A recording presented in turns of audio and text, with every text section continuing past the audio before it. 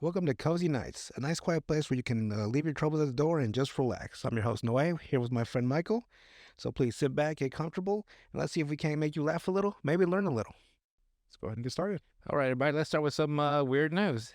So we started in Leeds, Alabama. This happened yesterday. Oh, God, that's recent then. Yeah, I looked them up today to make it more recent. Anyway, Thursday night, a 42-year-old man crashes outside a Bass Pro Shop. He crashes outside the Bass Pro Shop. This sounds like a story from Florida. He crashes outside the Bass Pro Shop. He gets out of his car. He strips butt naked, runs inside, and does a cannonball into the giant aquarium they have in there. But why? I don't know. They didn't ask him. They just arrested his ass real fast, didn't No, the cops get there. 5 minutes later, he's been in the water. He gets out of the water, cusses him out, and jumps back in the water. So he's basically charged with public lewdness, disorderly conduct, and criminal mischief. I mean, they could have gotten him on a few more things too, but at least they gave some leeway. 42 years old, still acting childish. Crazy, huh? Some people. See, they could have got him for a sexual offender too. They probably will. You think so? Well, I mean, I guess it depends on the circumstance. Like, Well, you know how they're like strict in certain areas now. well, it's Alabama, so Oh, okay, yeah, yeah. Point taken. Point taken. take a lot to take a sexual offender strike there. I retract everything that I said. Sorry, Alabama, but come on. You were one of the last ones with like the statute of limitation or like the legal limit of sex, right? It's like super low back then. You were like the last ones to raise it back to 18 or up to 18. Come on, it's like 13 or some shit, Oh, God. wasn't it? What is it called? The age of consent. Yeah. Like they had one of the lowest in the country for a long time. I mean, not like Japan's age 13, but probably 12 or 13. So yeah, it's like Japan. Now we move on to Beijing, China. Oh, God. We go from Alabama to China. Yeah. So this Chinese player, he's suing the National Association for their, this Chinese chess player. They have their own like Chinese chess. Right. I don't know what it's called. Oh, it was like Chinese checkers. So he's suing the National Association for Mental Distress because they stripped him of his title. And basically what happened was this player named Yan Shenglong, he was celebrating his win with some of his friends, like fellow players. Mhm. They were at the hotel.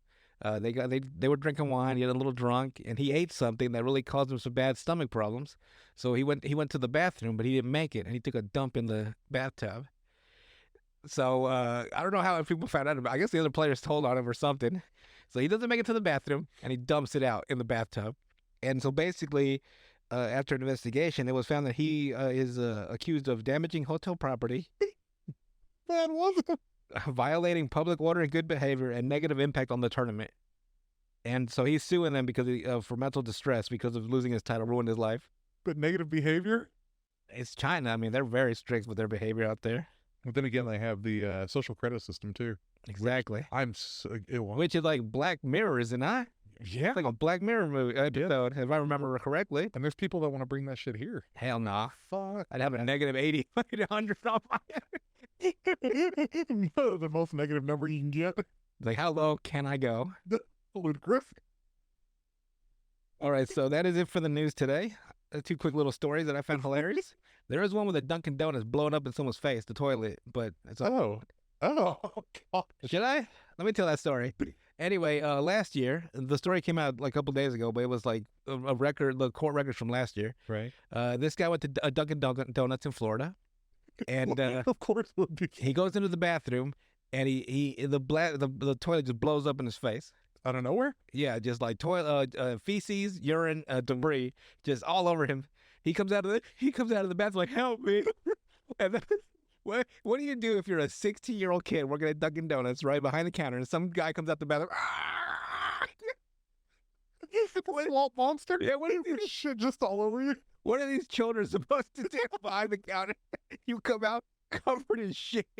Give you a little napkin off the counter. Here you go. The weirdest thing is when they were asked about it, like the reporter asked for a comment from the Dunkin' Donuts, like we are aware of the problem. Well, even you're aware of the problem. You're aware that a toilet blows up and you didn't put out of order? We are aware of the situation. They are, yeah, that's exactly what we are aware of the situation. We're looking into it. So the most surprising part is that it was a Dunkin' Donuts and not a Taco Bell. Yeah, no kidding. Imagine if it was a Taco Bell. Maybe it's next to a Taco Bell. And they clogged up both toilets. Somebody fucked up that entire super line. To this day, I swear that I was sick one time and I couldn't go to the bathroom. And after a month, I had to get like medical treatment and I dumped it all out, right? A month worth of feces in my toilet. I was sick with something, people, don't worry. I'm 100% now. And I swear I ruined this whole fucking safety system, the whole neighborhood. I swear to you. No toilet's been the same. I think it was me. I blew out half the whole neighborhood's bathroom. So he's only suing for $100,000. That's what I was thinking. Like that's for like emotional biohazard, Yeah. emotional distress. Imagine like that is going to traumatize you for the rest of your life. Probably not. Every time you walk into a public restroom. I just said like probably not, but come to think of it, I can't have birds fly over my head. Yeah. You know why? Because one day I stepped out of Barnes & Noble with my brand new books like la la la la, and a bird took a shit on my head. See? And I've never been the same since. So imagine walking past a public restroom where it's like, oh shit, where you just kind of skitter on by. Like, is it gonna blow up in my face? You probably have to go to porta potties because you can't flush those. But yeah, man, but they can get it hot enough. The stuff you see in there, just sitting on the top, looking right back at you. So that is it for the news. Hope you enjoyed. We'll be back for more next week. Now we move on to a personal story, which I found hilarious. That happened to me. And God, story time. I do a lot of I get a lot of books and movies from Amazon, because like instead of going to an actual store, because I'm lazy for one, and like perusing everything, like oh look at this, look at that, like I just do it. You can do it like for hours on Amazon. Like that's a good movie. That's a good movie. Like, but it's hard to find DVDs sometimes, right? Because they pushed their Amazon Prime subscription thing. And so I recently fell back in love with this old show that I used to watch when I was younger called The Girls Next Door. Remember the show with the three blondes that Hugh Hefner was dating? It was on E! It sounds. They do a podcast now, by the way. Really? Yeah, so if they're up for it, let's do an interview. We can interview both of them because only 2 out of the 3 are part of the podcast. The other, they had a falling out with the third one.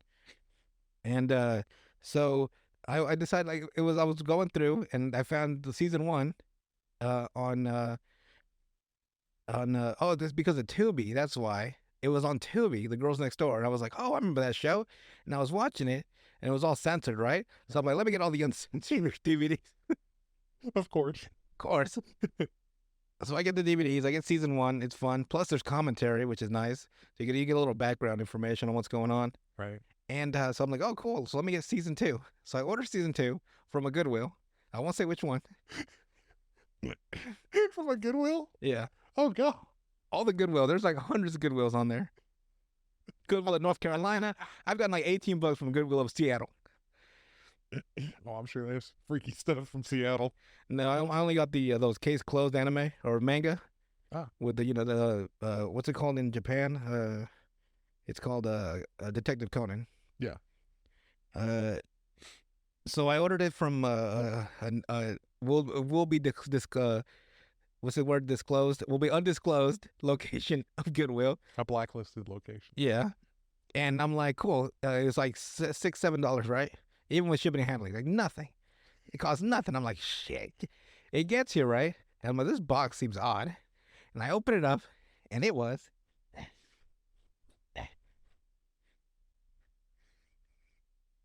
It was Shei Imazumi Unfailing Kindness musical DVD set, or musical CD.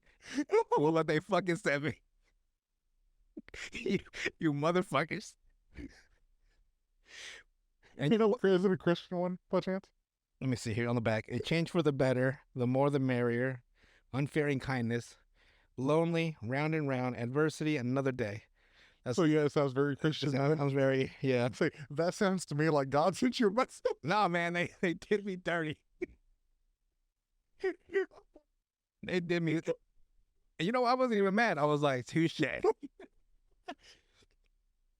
So the moral of the story is make sure to get a play from reputable pervert site, And not from Goodwill. not from goddamn Goodwill, because they promoted the DVD. That doesn't make any sense to me. How do you promote that you're selling that? I ordered that and you didn't send me that. You assholes. Now, did you buy it through Amazon or Goodwill's? Through Amazon's within Goodwill through Goodwill within Amazon.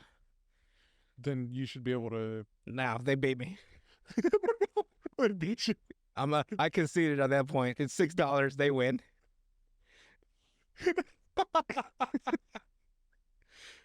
That's a good one. Yeah, I was like, I wasn't even mad when I opened it because I knew, like, oh damn, they got me. Because it reminds me of a story I heard a long time ago of these people that were back in the day when you had to get your pornography from magazines. They would have little mailers that you wrote. You sent a check in, you wrote your name, number, your address, and all that, and you would order pornography videos through the internet, or not the internet, but through mail service. Right. And there was a story that this guy was offering them. He put out the advertisement that he was selling DVDs or VHSs at the time, and they would send him the money and the check and their shipping information, and he would send them movies. But what he would not send them movies. He would send them a full refunded check saying and the company would be like under bestiality pornography.com or something. So then they would never cash the check. So he legally sent them their money back, Right. but he kept their money. Because he knows they're not going to go cash that check. Exactly. They know damn well I'm not going to go back for Girls Next Door season 2. It ain't worth that. I ordered Girls Next Door. Season 2, damn it. They sent me a Christian album. They sent me some random chick who I'm sure is a lovely person, but I'll be damned if I have to listen to her music. Anyway, the more you learn. I'll buy it from you later. It's fine. So now I know somebody that probably want that. It's like, you can have it. The hell am I going to do with it? send it in for me. It's not going to change my life. I'll die a pervert. 99 years old, still chasing ass.